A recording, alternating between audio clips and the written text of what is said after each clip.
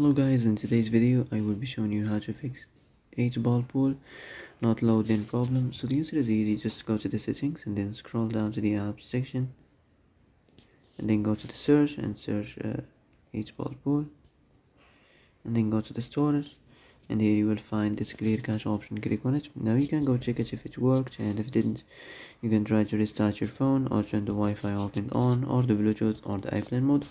Also you can try to clear data, but be careful. If you clear data, all these applications data will be deleted.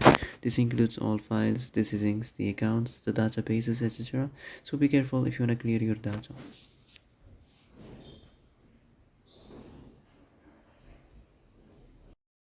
And that's it for today's video. I hope this is the answer you've been looking for.